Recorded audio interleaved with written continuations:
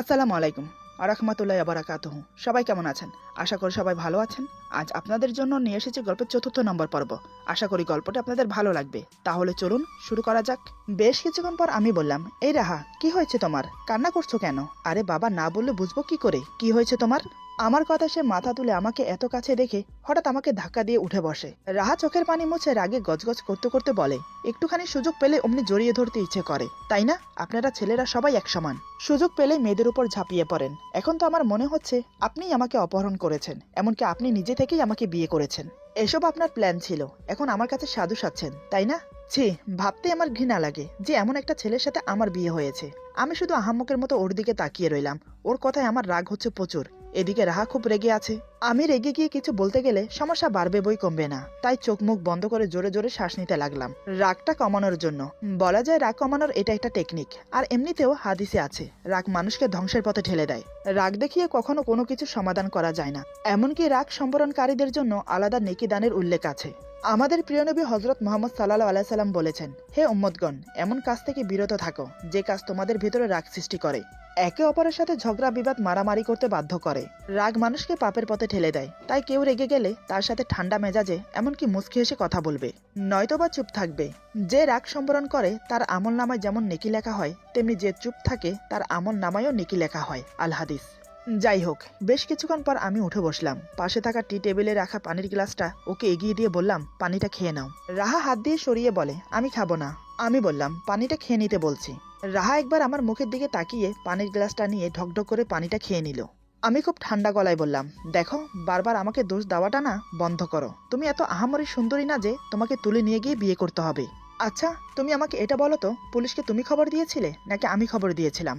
তুমি যদি পুলিশকে খবর না দিতে তাহলে আমাকে ট্যাপে পড়ে তোমাকে বিয়ে করতে হতো না। আমার কোনো শখ জাগেনি, বুঝলে, তোমার মতো মেয়েকে বিয়ে করার। নিহাত মান সম্মানের কথা চিন্তা করে তোমাকে বিয়ে করেছি, আর বাকি রইল তোমাকে ছোঁয়ার। আচ্ছা, তুমি আমাকে একটা কথা বলো তো, তোমার আমার বিয়ে হয়েছে পর্যন্ত আমি কতবার তোমার কাছে এসেছি, এমনকি তোমার চোখে চোখ রেখে কতবার কথা বলেছি। এক বিছানায় থাকি না পর্যন্ত ছোঁয়ার তো কোনো প্রশ্নই আসে না। বারবার তুমি আমার উপর এসে পড়ো, এমনকি আমাকে জড়িয়ে ধরো। তখন আমি বাধ্য হই তোমাকে না চাইতেও জড়িয়ে ধরতে। সেটা যদি আমার অন্যায় হয়ে থাকে তাহলে আমি সরি বলছি, পারলে আমাকে ক্ষমা করো। আর আজকের পর থেকে আমার থেকে দূরত্ব বজায় রেখে থাকবে। না তোমার প্রতি আমার কোনো ইন্টারেস্ট আছে, না তোমার এই শরীরটার প্রতি। আমি ওই ধরনের ছেলে না। আর একটা কথা, তুমি এত রাতে কান্না করছিলে কেন? কি হয়েছিল? বাজে কোনো স্বপ্ন দেখেছো বুঝি? রাহা এবার নিজের ভুলটা বুঝতে পারে যে সে আমাকে ভুল বুঝে অযথা আমার উপর রাগারাগি চেঁচামেচি করেছে। রাহা কান্না মিশ্রিত কণ্ঠে বলে, সরি, হঠাৎ আপনাকে এত কাছে দেখে আমি ভেবেছিলাম অন্য কিছু, তাই নিজেকে ঠিক রাখতে পারিনি। ভুল হয়েছে আমার, মাফ করে দিন। আমি বললাম, আর কান্না করছিলে কেন? রাহা বলে, হঠাৎ মা বাবার কথা মনে পড়েছে তাই। আমি বললাম, এটাই স্বাভাবিক, অনেকদিন ধরে তাদেরকে দেখছো না, তাই হয়তো মন খারাপ করছে। তুমি বরং একটা কাজ করো, কাল বাবার সাথে তোমাদের বাড়িতে চলে যাও। এমনিতেও কাল বাবা তোমাদের বাড়িতে যাবে। রাহা আমার দিকে তাকিয়ে বলে, সত্যি যাব? আমি বললাম, হ্যাঁ যাবে। রাহা বলে, আপনি কিছু মনে করবেন না তো? আমি বললাম, এখানে কিছু মনে করার কি আছে? তোমার নিজের বাড়িতে তুমি যেতেই পারো, সেখানে আমি কেন কিছু মনে করব? রাহা বলে, আপনি যাবেন না আমার সাথে?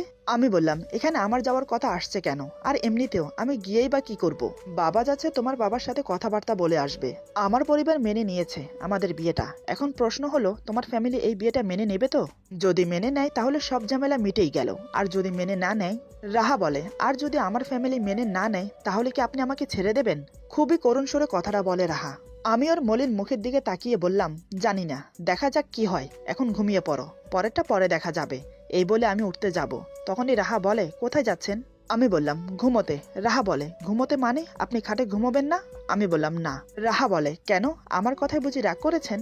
আমি বললাম, রাগ করাটা কি স্বাভাবিক নয়? কিছু না করেও যখন একটা মানুষ বারবার অপমানিত হয় তখন সেটা ইগোতে লাগে। তার চেয়ে বেটার আমি তোমার থেকে দূরে থাকি, সেটাই ভালো হবে। রাহা বলে, আমাকে ক্ষমা করবেন, আসলে আমি বুঝতে পারিনি। হঠাৎ কি থেকে যে কি হয়ে গেল সত্যি আমি জানি না। বিশ্বাস করুন, আমি মন থেকে আপনাকে কিচ্ছু বলিনি। আমি বললাম, থাক, আর কিছু বলতে হবে না, রাত অনেক হয়েছে, ঘুমিয়ে পড়ো। এই বলে আমি আবার খাটে এসে শুয়ে পড়লাম। রাহাও চুপচাপ আমার পাশে শুয়ে পড়লো। দুজন দুই দিকে ফিরে শুয়ে আছি, কারোর মাঝে কোনো কথা হচ্ছে না। দেখতে দেখতে রাত কাবার হয়ে গেল। সকাল থেকে রাহার মন ফুরফুরে, কারণ সে নিজের বাড়িতে যাবে। কতদিন পর মা বাবাকে দেখবে, নিজের চেনা মানুষগুলোকে দেখবে। চেনা বাড়িতে আজ অনেক দিন পর পা রাখতে যাচ্ছে। হঠাৎ সবাই ওকে দেখে কি করবে? ওদের রিয়েক্ট কেমন হবে, তারপর যখন শুনবে ওর বিয়ে হয়ে গেছে তখন সবার মুখের প্রতিক্রিয়া কেমন হবে, সবকিছু ভালো ভালো মিটে যাবে তো। আরো নানান রকমের কথা ভাবতে লাগলো। দেখতে দেখতে সকাল গড়িয়ে দুপুর, দুপুর গড়িয়ে বিকেল হলো। রাহা যাওয়ার জন্য রেডি হয়ে বসে আছে। এদিকে আমি ছিলাম না, আমি তখন অফিসে ছিলাম। আমাকে না বলে, এমনকি আমাকে না দেখে যাওয়ার কোনো ইচ্ছে ছিল না রাহার, কিন্তু সেটা মুখে প্রকাশ করে বলতে পারছে না লজ্জায়। বাধ্য হয়ে বাবার সাথে চলে গেল নিজের বাড়িতে। প্রায় ঘন্টাখানেক পথ চলার পর ওদের বাড়িতে গিয়ে পৌঁছলো। বাবাকে সাথে করে নিয়ে মেন দরজার কাছে দাঁড়িয়ে কলিং বেল প্রেস করতেই মেয়েটির মা এসে দরজা খুলে দিল। দরজা খুলে রাহাকে দেখে ওর মা তো অজ্ঞান হয়ে পড়ে যাওয়ার মতো অবস্থা। রাহা তাড়াতাড়ি মা বলে জড়িয়ে ধরে ফেলে। তারপর আর কি, বাবা মা দুজনেই মেয়েকে নিয়ে ব্যস্ত হয়ে পড়লো। ভাই তখন ঘরে ছিল না, অফিসে ছিল, তাই ভাইকে ফোন করা হলো। বোন ফিরেছে শোনার সাথে সাথে অফিসের সব কাজ ফেলে ছুটে এলো। বাবাকে ওর সাথে দেখতে পেয়ে মনে করেছে বাবা ওকে রাস্তায় পেয়ে নিয়ে এসেছে, তাই বাবার হাত ধরে সবাই ধন্যবাদ জানাচ্ছে। এতক্ষণ রাহা কিছু বলছে না, মা বাবা ভাই যা বলছে সব শুনে যাচ্ছে। হঠাৎ রাহা বাবাকে উদ্দেশ্য করে বলে, বাবা আপনি বসুন, আমি আপনার জন্য চা নাস্তার ব্যবস্থা করছি। বাবা বলে, আরে না বৌমা, কিছু করতে হবে না, তুমি এখানে বসো। রাহাকে ফিরে পেয়ে যে শান্ত পরিবেশটা সৃষ্টি হয়েছিল, এখন বাবা আর রাহার কথা শুনে যেন বোম ব্লাস্ট হওয়ার মতো পরিবেশ হলো। রাহার মা বাবা ভাই সবাই একে অপরের মুখ দেখা দেখি করছে। রাহা এই লোকটাকে বাবা কেন ডাকছে, আর এই লোকটাই বা কেন ওকে বোমা বলে সম্বোধন করছে? কি হচ্ছে? কারো মাথায় কিছুই আসছে না। সবাই এবার জিজ্ঞাসু চোখ নিয়ে বাবার দিকে তাকালো। এদিকে বাবা রাহার হাত ধরে পাশে বসে মাথায় হাত বুলাচ্ছে। বাবা বলে, দেখুন আপনাদের মনে অনেক প্রশ্ন জাগছে, তাই তো? এটাই স্বাভাবিক। তবে শুনুন, আমি বলছি আসলে কি হয়েছিল। তারপর বাবা আমার মুখ থেকে শোনা সব কথা ওদেরকে খুলে বলল। সব শুনে তো রাহার মা বাবার রেগে মেগে আগুন। তারা ভেবে বসেছে আমি তাদের মেয়েকে অপহরণ করেছি, আমি তাদের মেয়েকে আমাকে বিয়ে করতে বাধ্য করেছি। সবই আমার প্ল্যান ছিল। একে একে সবাই বাবাকে অপমান করতে লাগলো, অথচ বাবা মাথা নিচু করে মুচকি হাসছে। বাবা এখনো পর্যন্ত তার পরিচয় দেয়নি। এদিকে বাবাকে অপমানিত হতে দেখে রাহা চুপ করে থাকতে পারল না। এই 3 দিন সে আমার ফ্যামিলির সাথে ছিল। আমার পরিবার যে তাকে কতটা আপন করে নিয়েছে, কতটা স্নেহ করেছে, সেটা সে নিজের চোখে দেখেছে। এখন নিজের শ্বশুরকে অপমানিত হতে দেখে খুব খারাপ লাগছে ওর। রাহা বলে, তোমরা সবাই চুপ করবে? ব্যাপারটা ভালো করে না বুঝে সে কখন থেকে ওনাকে এভাবে অপমান করে যাচ্ছ? একবার কি ভেবে দেখেছো, ওই সময়টায় ওনার ছেলের গাড়িতে যদি না থাকতাম, যদি অন্য কারোর গাড়িতে থাকতাম, তাহলে কি তোমরা আমাকে অক্ষত অবস্থায় পেতে? এতদিন হয়তো আমার শরীরটা চিল কাক ছিঁড়ে ছিঁড়ে খেত, নয়তোবা পাচার হয়ে যেতাম বাইরের কোনো দেশে। ওনার ছেলের গাড়িতে আমি কি করে এসেছি সেটা বড় কথা না। বড় কথা হলো উনি আমাকে এতদিন সম্মানের সাথে আগলে রেখেছেন। ইনফ্যাক্ট আমি ওনাকে ভুল বুঝে পুলিশকে খবর দিয়েছিলাম, কিন্তু সেখানেই মস্ত বড় ভুল করেছি আমি কি করে জানবো পুলিশ আর ম্যানেজার মিলে যে ওনাকে প্রেসার দেবে আমাকে বিয়ে করতে? তাই উনি বাধ্য হলেন আমাকে বিয়ে করতে, আর আমিও মান সম্মানের কথা চিন্তা করে ওনাকে বিয়ে করলাম। এখন এখানে অস্বীকার করার মতো কিছুই নেই। মেয়েদের জীবনে তো বিয়ে একবারই হয়, সেটা যেমন করেই হোক। আর তোমরা হয়তো জানো না উনি কে, কাকে তোমরা এতক্ষণ ধরে অপমান করছো। তারপর রাহা বাবার দিকে তাকিয়ে বলে, বাবা আপনি চুপ করে আছেন কেন, কিছু বলছেন না যে? বাবা মুচকি হেসে বলে, ওনারা যা বলছে বলুক না, এখানে কিছু মনে করার কি আছে? ওনাদের মেয়ে হারিয়েছে, ওনারা তো বলবেই। এটা কি স্বাভাবিক নয় মা? রাহা বলে, কিন্তু তাই বলে বাবা এতগুলো কটু কথা আপনি সহ করে যাবেন? আমার ফ্যামিলির হয়ে আপনার কাছে ক্ষমা চাইছি, পারলে আমাদেরকে ক্ষমা করে দেবেন বাবা। বাবা বলে, এই দেখো পাগলি মেয়ে, তুমি কেন শুধু শুধু ক্ষমা চাইছো? আমি কিছু মনে করিনি, তুমি ভেতরে যাও, আমি তোমার মা বাবার সাথে কথা বলি। বাবার কথা মতো রাহা সবার দিকে এক নজর তাকিয়ে চলে গেল। তারপর বাবা বলতে শুরু করলো, দেখুন যা হবার হয়ে গেছে। বর্তমান আপনার মেয়ে আমার ছেলের বউ। আমি চাই না বিয়েটা নিয়ে কোনো ঝামেলা হোক, তাই আপনাদের কাছে আসা। এমনিতে ওদের বিয়ে হয়ে গেছে, এখন চাই দুই ফ্যামিলি একসাথে হয়ে ওদের বিয়েটা আবার ধুমধামের সাথে দিতে। সমাজে আপনাদের আমাদের একটা মান সম্মান আছে, নিশ্চয়ই বুঝতে পারছেন আমি কি বলতে চাইছি। রাহার বাবা বলে, কিন্তু আপনি এখনো পর্যন্ত আপনার পরিচয় দিলেন না, কে আপনি? বাবা মুচকি এসে বলে, এতক্ষণ পর্যন্ত আপনি জিজ্ঞাসা করেননি আমার পরিচয়, তাই আমিও বলিনি। এখন যখন জিজ্ঞেস করছেন তাহলে বলি, বিজনেসম্যান তারিফুল হাসানের নাম শুনেছেন তো? নিশ্চয় শুনে থাকবেন, তাকে কে না চেনে? রাহার বড় ভাই বলে, আরে ওনাকে কে না চেনে, উনি তো অনেক বড় বিজনেসম্যান। সচরাচর ওনার কোম্পানির সাথে আমার একটা বিজনেস ডিল হয়েছে। তবে ওনার দায়িত্বে ওনার ছেলে আছেন, শুনেছি বাবার মতো ছেলেও খুব ভালো। তার সাথে আমার ডিল হয়েছে। ওনার সাথে কথা বলে বুঝলাম অনেক ভালো, অনেক অমায়িক। কিন্তু আপনি কে, তার কথাই বা কেন বলছেন? বাবা বলে, আসলে আমি সেই তারিফুল হাসান যার সাথে তুমি ডিল করেছো। সে হলো আমার একমাত্র ছেলে তানভীর হোসেন তন্ময়, যে কিনা বর্তমান তোমার বোনের হাজবেন্ড। বাবার কথাগুলো শুনে ওরা সবাই সেখানে ঠান্ডা বরফের মতো জমে গেল। কারোর মুখ দিয়ে কোনো কথা বের হচ্ছে না, সবাই যেন বাকরুদ্ধ হয়ে গেছে। এতক্ষণ পর্যন্ত তারা যাকে অপমান করেছে সে আর কেউ নয়, বিখ্যাত বিজনেসম্যান তারিফুল হাসান। আর লোকটা কি অমায়িক, চুপচাপ এতগুলো কথা শুনে গেল। কিন্তু মুখ দিয়ে একটা কথাও বলেনি। এত অপমান হওয়ার পরেও রেগে যাওয়ার বদলে মুখে একটা হাসি লেগেই আছে। সবাই সবার ভুল বুঝতে পেরে মাথা নিচু করে নিয়েছে। রাহার বাবা বলে, আমাকে ক্ষমা করবেন, আসলে আমি জানতাম না আপনি সেই বিখ্যাত বিজনেসম্যান তারিফুল হাসান। প্লিজ আমার ব্যবহারে কিছু মনে করবেন না। একে একে সবাই ক্ষমা চাইতে লাগলো। বাবা একগাল হেসে বলে, আরে এখানে ক্ষমা চাওয়ার কি আছে, আমি আপনাদের অবস্থা বুঝতে পারছি। মেয়ে হারিয়ে গেলে মা বাবার মনে অনেক নানান রকমের প্রশ্ন জাগে, তাই আপনারা উত্তেজিত বশতে আমাকে কিছু বলেই ফেলেছেন, তাতে আমি কিছু মনে করিনি। যাই হোক, সব বাদ দেন, এখন আসল কথায় আসুন। আপনারা তো সব শুনেছেন, এখন আপনাদের মতামত বলুন। রাহার বাবা বলে, বিয়েটা যখন হয়েই গেছে এখন না মেনে উপায় নেই। যদি বিয়েটা না হতো তাহলে হয়তো আমি এই বিয়েটা মেনে নিতাম না। আমার কথায় কিছু মনে করবেন না, কারণ তেল আর জল কখনো এক হতে পারে না। কোথায় আপনি আর কোথায় আমরা মধ্যবিত্ত ফ্যামিলি, আপনাদের সাথে আমাদের যায় না। আমি কি বলতে চাইছি নিশ্চয়ই বুঝতে পারছেন। বাবা বলে, দেখুন আপনি ভুল বললেন, সবাই এক সমান না। আমার ছেলে আপনার মেয়েকে বিয়ে করেছে বলে আমি এখানে আসিনি।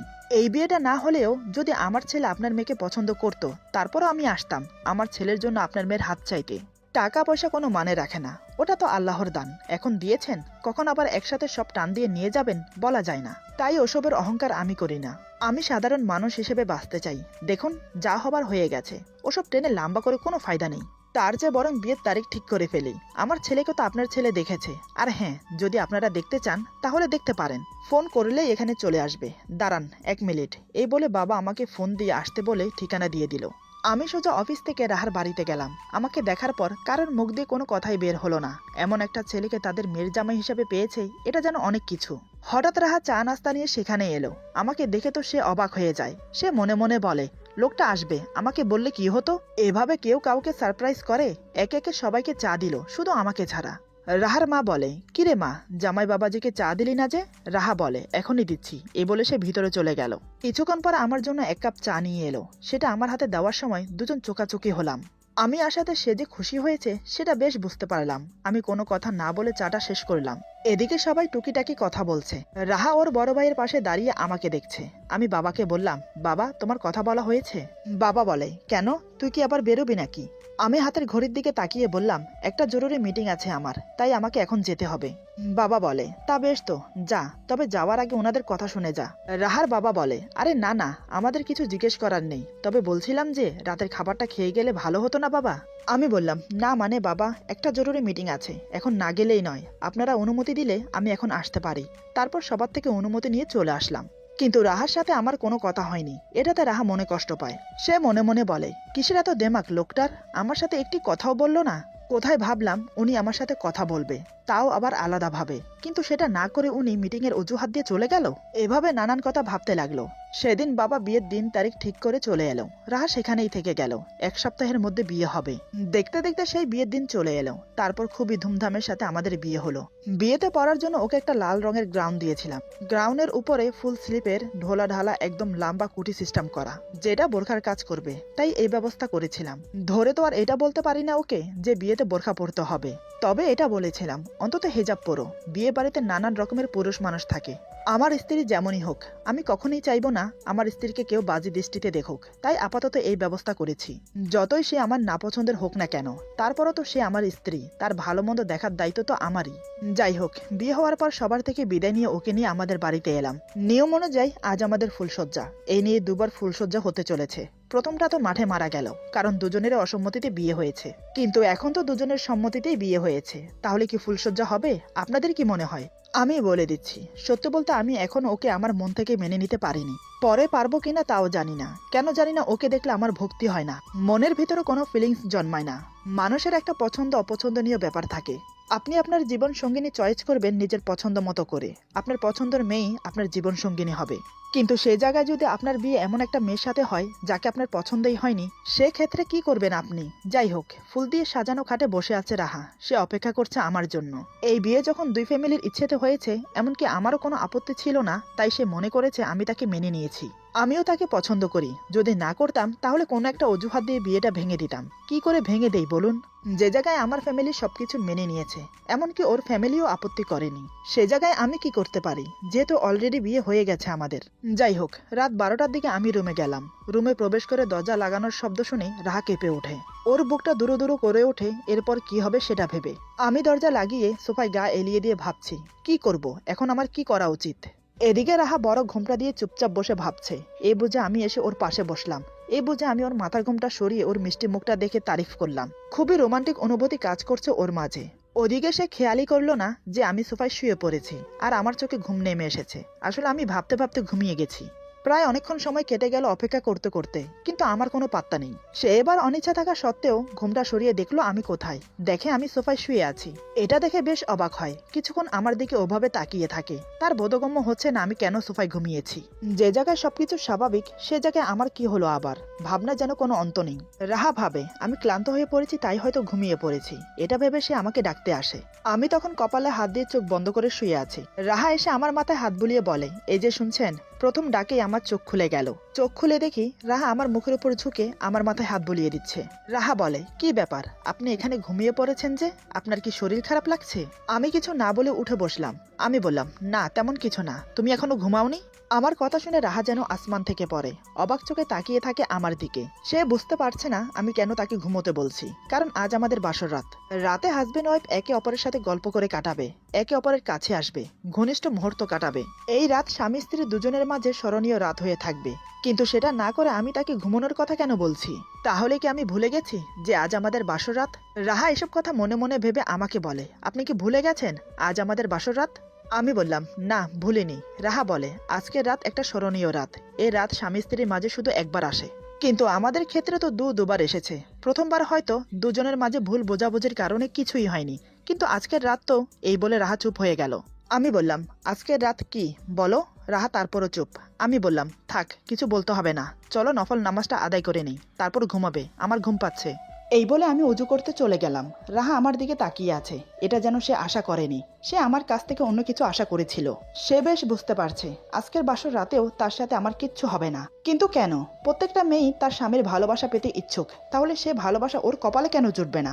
নানান প্রশ্ন মাথায় ভর করেছে ওর, কিন্তু কোনোটারই উত্তর খুঁজে পাচ্ছে না। কোনোভাবেই যেন হিসাব মিলাতে পারছে না।